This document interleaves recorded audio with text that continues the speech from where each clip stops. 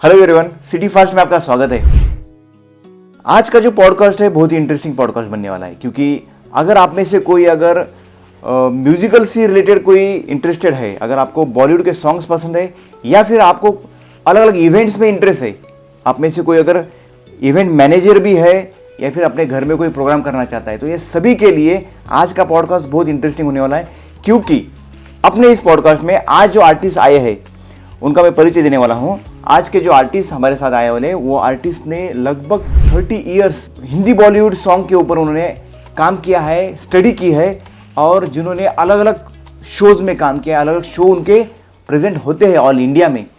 ऐसे एक कलाकार श्री संदीप हम आज बात करने वाले हैं। सर, आपका बहुत बहुत स्वागत है इस स्टूडियो में और इस पॉडकास्ट में। आशा करता हूँ कि हमारे जितने भी व्यूअर्स हैं उन सभी को ये पॉडकास्ट बहुत ही पसंद आए, उनको इसका कुछ ना कुछ उपयोग भी हो जाए इस पॉडकास्ट का। जरूर जरूर, जरूर। यस सर, आपके शब्दों में आपका परिचय दीजिए इसे। जरूर। सबको मेरा प्यार भरा नमस्ते। सच बात तो ये है कि म्यूज़िक जो है वो कहते हैं कि आपको उसकी ये होनी चाहिए, जन्म से उसकी चाहत होनी चाहिए, तो वो हमारे में शायद रहा होगा। यही कारण है कि हमने अपने जीवन में म्यूज़िक को अपना करियर चुना और आज यहाँ तक पहुँचे और इतने सालों तक उसके साथ में रहे। सो ईश्वर का शुक्रिया कि जो हमारी रोज़ी रोटी है वही हमारी चाहत है, तो सबसे पहले तो उनका शुक्रिया। मेरे बारे में मैं ये ज़रूर कहना चाहूँगा कि मैं 1992 से यानी 1992 से मैं म्यूज़िक के फील्ड में काम कर रहा हूँ और आज करीबन 33 से 34 साल हो गए हैं मैं इस रंगमंच की दुनिया के साथ में जुड़ा हूँ। बहुत सारे साल स्ट्रगल में गए, फिर स्टेबल होने में गए और आज हम जो है वो अपनी अलग अलग निर्मितियों से जाने जाते हैं। इस फील्ड में बहुत सारे अच्छे लोगों के साथ काम करने का मौका मिला। गीतों को सुनकर पढ़कर भी उसके अंदर की खूबियों को जानने का मौका मिला और उससे हमने हमारे जीवन को भी सुधारा, अपनी सोच को भी सुधारा। यहाँ तक कि मैं अक्सर मंच से ये भी कहता हूँ कि मैं जो कुछ भी हूँ, जैसा कुछ भी हूँ, जैसा मेरा स्वभाव है, जैसी मेरी पर्सनालिटी है, वो हिंदी फिल्म गीतों की वजह से आई है। क्योंकि न केवल मैंने वो गीत सुने हैं बल्कि उसको समझा भी है और उसे कुछ मायने में अपने जीवन में ढालने का प्रयास भी किया है। अच्छा, तो आप बहुत सारे शोज करते हैं, अराउंड आप 45 शोज करते हैं, उसके ज़्यादा शोज करते हैं। जी जी। ये ऑल इंडिया में करते हैं आप? जी हाँ, पूरे भारतवर्ष में मैं एज ए कॉम्पेयर यानी कि एज ए उद्घोषक, हिंदी में उसको कहते हैं, मराठी में निवेदक कहते हैं उसको, एज ए निवेदक मैं जाना जाता हूँ और पूरे भारतवर्ष से मुझे कॉम्पेयरिंग के लिए बुलाया जाता है। ओके। और इसके अलावा फिर मैं इस फील्ड में था तो मैंने अपने प्रोडक्शन हाउस की भी शुरुआत की। 92 से मैंने शुरू किया तो 99 तक मैं लोगों के पास काम करता रहा। फिर 2000 में मैंने फुल टाइम म्यूज़िक करना शुरू किया और 2002 में मैंने अपना खुद का ग्रुप निकाला जिसका नाम रखा म्यूज़िक इंडिया। म्यूजिक इंडिया, हाँ, वो एक्चुअली वो एक म्यूज़िक कंपनी का नाम था, बट मैंने अपने बैंड का नाम म्यूज़िक इंडिया रखा। म्यूजिक इंडिया करते हैं। Okay okay. तो सिर्फ आप इंडिया में ही काम करते हैं या फिर बाहर भी जाने का चांस मिलता है आपको? बहुत बार मैं करीबन 15 कंट्रीज में अलग अलग अपना 15 कंट्रीज में? हाँ, 15 कंट्रीज में अपना फन पेश कर चुका हूँ। ओके। मेरा पहला टूर जो था वो बहरीन में था। बहरीन, फिर दुबई, फिर उसके बाद में सिंगापुर किए हमने, कनाडा किए, यूके में भी शोज किए। ग्रेट, है ना। तो बहुत सारे देशों में घूम के आने का मौका मिला। क्या बात है। तो आप लोग देख सकते हैं कि लगभग 15 कंट्रीज में जिन्होंने अपना काम किया है, उन कलाकार के साथ हम अभी बात कर रहे हैं। सर, ये जो सारे आपके शोज़ है, आपने 45 प्लस शोज़ किए, उसमें से सबसे अच्छा इंटरेस्टिंग शो कौन सा है? जी हाँ, ऐसा हो गया कि मेरा काम तो लोगों को पसंद आ रहा था, लेकिन एक ही क्लाइंट को आप कितने दिनों तक एक ही प्रोडक्ट बेच पाएंगे ना। करेक्ट। आप में अगर वही गुण है तो वो एक बार देखेगा, फिर दूसरे बार आपको प्यार से काम दे देगा, बट तीसरे बार शायद वो आपको काम नहीं देगा। तो हमने ऐसा किया कि अपने प्रोडक्शंस बढ़ा दिए कि कलाकार तो वही है लेकिन वो ये भी कर सकता है, वो ये भी कर सकता है, वो भी कर सकता है। अब इसमें ये भी वो भी क्या है, तो वो फैमिली रिलेटेड शोज़ भी कर सकता है, वो कॉरपोरेट लेवल के शोज़ भी कर सकता है, वो जहाँ पे अभ्यास आपका चेक किया जाए। पुण्य नगरी में आप झूठा नहीं बोल सकते। मंच की दुनिया से अगर आपको कंपेयरिंग करना है तो पकड़ने वाले तो अभ्यास करके बैठे रहते हैं सामने। तो आपको पूरा अभ्यास करके वहाँ पे बैठना पड़ता है। तो वो भी अभ्यास वाला भी काम हमने किया, और अभ्यास करते करते आपको बताने में खुशी होगी कि मैंने 200 से ज़्यादा इंडियन फिल्म म्यूजिक के सब्जेक्ट पर काम किया है। क्या बात है। सबसे बड़ा नाम हुआ मेरा ओपी नैयर शो में। अच्छा। 1996-97 के दौरान नैयर साहब अपना जन्मदिन मनाने के लिए पुणे आए थे। ओके। और उनको मेरा काम इतना पसंद आया कि उन्होंने सबके सामने एक बड़ा सा बुके देकर मेरा सम्मान किया और कहा कि आज के शो का सही मायने से अगर संतुलन किसने रखा है तो वो ये कॉम्पेयर है। और उन्होंने वो बुके मुझे दिया, और उस दिन से मेरी जिम्मेदारी बढ़ गई। फिर उस दिन से पुण्य नगरी में जितने भी शोज हुए उसमें मुझे बुलाया गया। ओके। और एक ट्रेंड चला, क्योंकि उससे पहले क्या होता था कि हिंदी गानों का कॉम्पेयरिंग भी मराठी में होता था। ओके। बट मेरे से वो ट्रेंड शुरू हुआ कि पुराने हिंदी गानों के शोज का कॉम्पेयरिंग हिंदी में होने लगा। ओके। और वो काम मुझे एक एक करके मिलने लगा, तो मेरा स्टडी भी बढ़ने लगा। तो इतने सालों में अभी 200 से ज़्यादा सब्जेक्ट मैंने कर लिए। क्या बात है। फिर वो एक एक क्लाइंट को सेटिस्फाई करने के लिए मैं एक एक प्रोडक्शन निकालते गए। पहला प्रोडक्शन जो मेरा था वो था changing music directors of Indian film industry. Okay. Right from Saigal साहब टू AR रहमान। ओके। तो एक शो में मैंने पूरा वो प्रवाह दिखाया था कि कैसे ट्रेंड्स बदलते गए और कैसे अलग अलग म्यूजिक डायरेक्टर्स ने अपने अपने छाप छोड़कर लोगों के दिलों में अपनी जगह बनाई। That is was my first, इसको मैंने म्यूजिक इंडिया ही नाम दिया था, बट फर्स्ट प्रोडक्शन वो था। अच्छा। उसके बाद मैंने एक कव्वाली वाला शो निकाला, जुनून। कव्वाली। हाँ, उसमें मैंने क्या किया, उसमें कव्वाली, सूफी और क्लासिकल मुजरा, इन तीनों का ब्लेंड करके वो शो किया। उसके भी करीबन 450 शोज मैंने किया। ओके।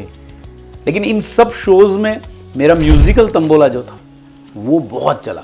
अच्छा। आज भी चल रहा है, और आज भी लोग उसको भर भर के पूरे भारतवर्ष से प्यार कर रहे हैं। म्यूजिकल तंबोला। जी जी। ये म्यूजिकल तंबोला क्या है, थोड़ा सा ये डिस्क्राइब करिए। हाँ, वो एक्चुअली ये शो में, ये प्रवाह में लोगों के साथ बैठ के, लोगों के साथ महसूस करके या अपने व्यापार को देखकर मैंने ये जाना कि लोगों को ना अपने को कि गाना सुनने में शायद इतना इंटरेस्ट नहीं रहा, या फिर वो बदल सकता है।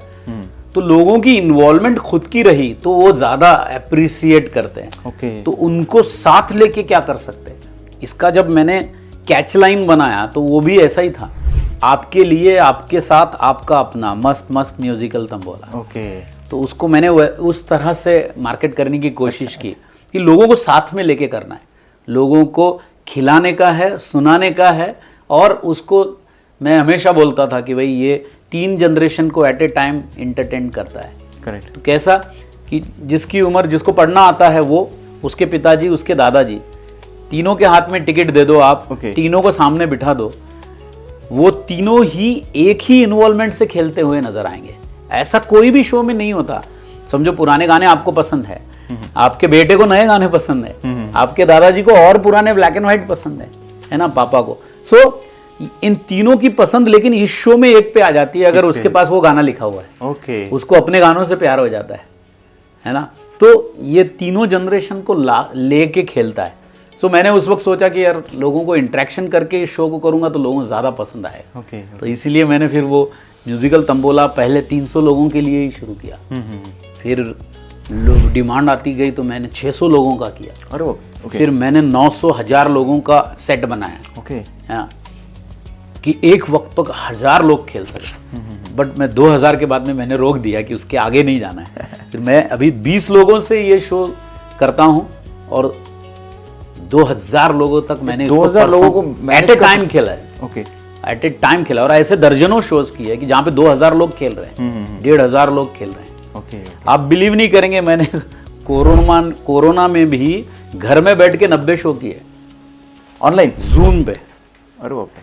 यानी कोई ऑस्ट्रेलिया से खेल रहा है, कोई न्यूजीलैंड से खेल रहा है, कोई यूके से खेल रहा है, कोई यूएस से खेल रहा है। ओके। घर में फंक्शन इंडिया में हो रहा है, सब लोग आपस में जुड़े हुए हैं, बधाइयाँ दे रहे हैं। हाँ। अरे मस्त मजा आया। तो ये जिस वक्त किसी को आज काम नहीं था उस वक्त मैंने 90 शो कर डाले। ओके। तो ये शो इतना इंटरेस्टिंग है कि इसीलिए लोग वो किसी ना किसी चैनल से जुड़ते गए। छूट जाते हैं। हाँ, ऐसा है।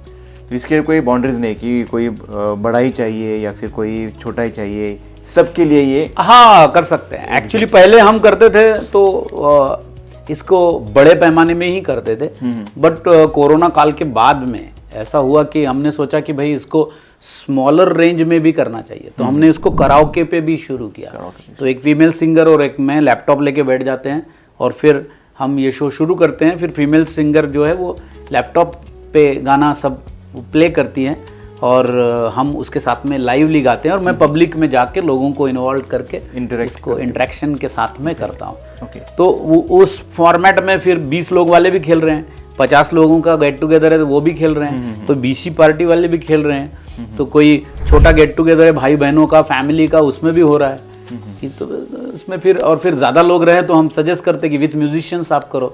तो फिर जहाँ पे सोसाइटी डे है तो पूरी कॉलोनी नीचे आके खेल रही है। ऐसे तो कई सोसाइटीज़ है जहाँ पे मैंने 7-7 साल लगातार शो किए, यानी लोग भी वो खेलने वाले, करने वाला भी मैं, गेम भी वही, गाने थोड़े बहुत चेंज होते थे उसमें के, लेकिन 7-7 साल लोगों ने कंटिन्यूअस खेला है।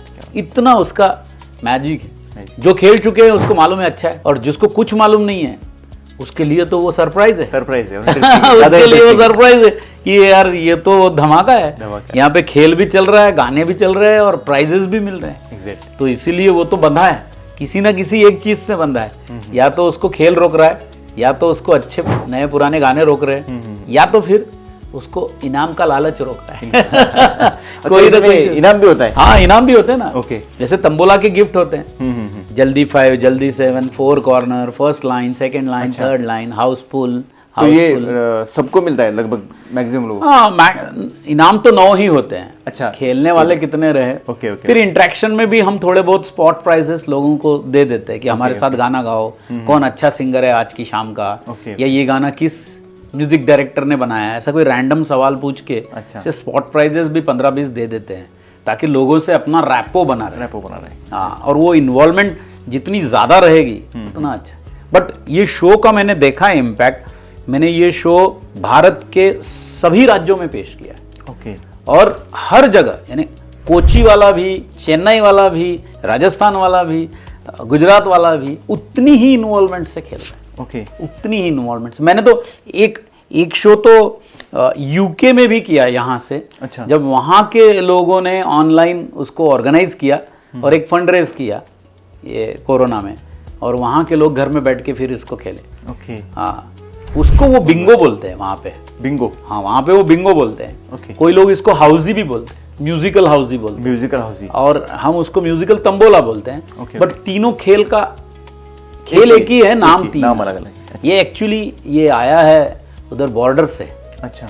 जब अपने सैनिक लोग वहाँ पे बैठते हैं और घंटों उनकी चलती है आराम, यानी देख रेख और ये वो, तो थोड़ा बहुत तो दिल बहलाने के लिए कुछ ना चाहिए ना। हाँ। तो वो 90 अंक में से हर कोई अपने अपने अंक बांट लेता है, कागज पे लिख लेता है, और वो सब मिलके फिर एक साथ खेलते हैं। तो वो वहाँ से फिर इधर आया, मिलिट्री कैंटीन्स में आया, फिर कैंटीन के मनोरंजन में आया, फिर लेडीज में आया, फिर बाहर की सोसाइटी में आया, और फिर हमने उसको म्यूजिकल बनाया।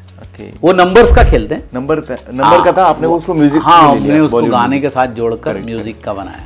ओके। तो ये सिर्फ आप हिंदी लैंग्वेज में ही लेते हैं?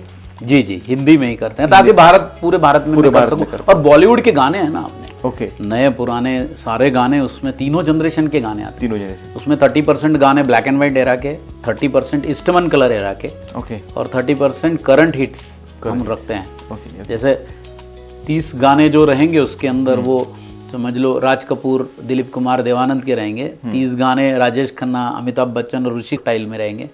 और 30% सॉन्ग जो है वो जो है अरिजीत सिंह और राहत फतेह अली। अच्छा, अब ये जो म्यूजिकल तंबोला आपका जो शो है, ये अदर कौन से शो के साथ, प्रोग्राम के साथ हम कनेक्ट कर सकते हैं और वो उस प्रोग्राम का हम वैल्यूएशन बढ़ा सकते हैं, फिर इंटरेस्ट बढ़ा सकते हैं?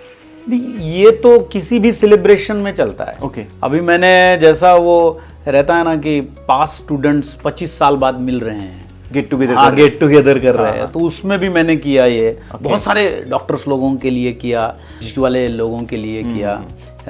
तो कभी किटी पार्टी में किया, कभी सोसाइटीज़ के गेट टुगेदर में किया, कभी कॉरपोरेट इवेंट्स में किया। अभी मेरे 2 शो कॉरपोरेट इवेंट्स में भी है कि उनको ऐसा इंस्टेंट चाहिए, 1-1.5 घंटे का मनोरंजन, खट खट खट खट खट खट, और लोग उसमें इन्वॉल्व हो गए, सारे जनरेशन्स रहते हैं, हाँ, मस्त खेलते हैं और फिर उसमें से विनर को प्राइजेस वो अच्छे रखते हैं कॉर्पोरेट वाले, JBL के हेडफोन्स वगैरह वगैरह, तो जो अच्छे प्राइजेस रहे तो लोग और भी ज़्यादा इन्वॉल्वमेंट। शादियों में बहुत चलता है डेस्टिनेशन, हाँ डेस्टिनेशन वेरिड में इससे बेहतर कुछ नहीं है। ओके, क्योंकि लोग वहीं पे रहते हैं, आप उसको कहीं पे भी डाल दो। संगीत में ही करना है ऐसा नहीं है, जिसके घर में डांसेस कम है उसके लिए तो ये सोने पे सुहागा है। क्योंकि फिर इतना देर तक 2 घंटे तक लोगों को बिठाए रखना उनके लिए मुश्किल हो जाता है। घर वाला कोई कुछ कर ही नहीं रहा है दोनों तरफ से। 2 डांस में अगर संगीत संध्या खत्म हो गई तो उसको भी मजा नहीं है ना। तो इसमें कैसा 100% इन्वॉल्वमेंट है, आपका आया हुआ हर एक बाराती उधर खेलेगा। ओके, तो फिर वो तो बहुत हिट होता है। कोई लोग समझ लो हाई टी और डिनर के बीच में खेल लेते हैं, हाँ फिर संगीत बीच में आ जाता है। कोई लोग मॉर्निंग में ही खेल लेते हैं कि सुबह के नाश्ता हो गया फिर दोपहर के लंच के बीच में खेल लेते हैं। ओके, शादी में तो उनके पास वक्त भी बहुत होता है ना, हर एक मिनट को वो डिजाइन करते हैं। तो डेस्टिनेशन मैरिज में तो ये सुपर हिट है। और क्या लोग यहाँ पे इन्वॉल्व होके जब गाते हैं ना, अरे तो माहौल ही अलग बनता है। आप कल्पना नहीं कर सकते 700 800 लोग एक ही गाना गा रहे हैं तो कैसा साउंड करेगा, ऐसा होता है। तो उनको भी हम इन्वॉल्व करते हैं, हम गाते ही हैं, हम होते ही हैं और मुखड़ा ही गाना पड़ता है तो उतना तो सबको याद रहता है। और बॉलीवुड के गाने सदियों से लोगों के रग रग में बसे हुए हैं इसीलिए वो छोटा बच्चा भी, आप बिलीव नहीं करेंगे, 12 13 14 15 साल के बच्चे 1969 का मेरे सपनों की रानी कब आएगी तू गाता है। तो वो कहाँ से आया गाना, उसके पिताजी का भी जन्म नहीं हुआ था। बट वो ऐसा मुझे लगता है कि कुछ गाने जो है वो उनके जीन्स के अंदर ही आ गए। ओके, हिंदुस्तान में जन्म ले लिया तो इसीलिए वो गा लेते हैं। ओके, तो अभी ये तो क्लियर हो गया कि किसी भी तरह का इवेंट अगर हमारा जो वीडियो लोग देख रहे हैं उन सबको ये क्लियर हो गया कि किसी भी तरह का अगर इवेंट है तो उसके साथ आप म्यूजिकल तंबोला ऐड कर सकते हो और आपके प्रोग्राम को वो बोलते हैं ना कि 4 चांद लगा दिया जाए तो वो कर सकते हो। चाहे वो आपका मैरिज का प्रोग्राम हो, कोई कॉर्पोरेट हो, या फिर आपकी मीटिंग्स हो, ग्रुप जो होता है गेट टुगेदर मीटिंग्स हो, ये सब में ये कर सकते हैं। अभी हमारे जो श्रोता है, हमारे जो व्यूअर्स है, उनको अगर आपको इनवाइट करना है या फिर ये प्रोग्राम के बारे में बताना है तो एक म्यूजिक के अंदाज में अगर आप तो क्या कर सकते हो? ज़रूर ज़रूर ज़रूर। तो मैं वही कहना चाहूँगा कि ये मनोरंजन, खेल और इनाम का दौर है और इसके साथ में 3 गुना मज़ा आता है और तीनों जनरेशन खेलता है। तो मैं वेलकम करूँगा सबको अपने शो के लिए म्यूजिकली और कहूँगा आ चल के तुझे मैं लेके चलूं एक ऐसे गगन के तले जहाँ गम भी न हो आंसू भी न हो बस प्यार ही प्यार पले एक ऐसे गगन के तले। बहुत बढ़िया, thank you thank you thank you. जो आपके सारे प्रोग्राम्स में बच्चा पार्टी होती है, हाँ, उनके लिए सबसे फेवरेट गाना कौन सा होता है, वो भी एक बार सुनाइए। वो हम जानबूझ के रखते हैं कुछ ऐसे गाने की जिससे हर एक जनरेशन को हम इंटरटेन कर सके। उनके लिए हम गाना रखते हैं इतनी सी हंसी, इतनी सी खुशी, इतना सा टुकड़ा चांद का, ख्वाबों के तिनकों से चल बनाए आशियां। हर एक जनरेशन का गाना है अपने अभी आप बोलेंगे कि मेरा बढ़ते जा रहा है सॉन्ग का डिमांड शायद ये प्रोग्राम में भी होता होगा आपके। हाँ होता है। जो सबसे ओल्डेस्ट लोग होते हैं जिनको रफ़ी जी के गाने या फिर किशोर जी गाने, तो उनके लिए एक गाना हम यहाँ पे एंड सेशन में आप गाएंगे और ये सेशन को हम क्लोज करेंगे, तो उनके लिए गाना गाइए आप। जी जी जी, उनके लिए मैं गाना चाहूँगा भारत का एक ऐसा गाना जो कभी बूढ़ा नहीं होगा, आज से 300 साल के बाद में भी जवान रहेगा। अच्छा। ऐ मेरी ज़ोहरा जबी तुझे मालूम नहीं, तू अभी तक है हंसी और मैं जवान, तुझ पे कुर्बान मेरी जान मेरी जान। बढ़िया मज़ा आ गया। तो अभी हमने जो जिनकी मुलाकात ली है, जिनसे हमने बात की है, वो है श्री संदीप पंचावटकर सर, जिनका म्यूजिकल तंबोला शो है। आप ज़रूर ये शो अटेंड करिए या फिर आप बुक कर सकते हो आपके इवेंट के लिए, चाहे आपका कोई भी इवेंट्स हो उसके साथ आप म्यूजिकल तंबोला ऐड कर सकते हो और आपके प्रोग्राम को और भी मज़ेदार बना सकते हो। Thank you so much. Thank you.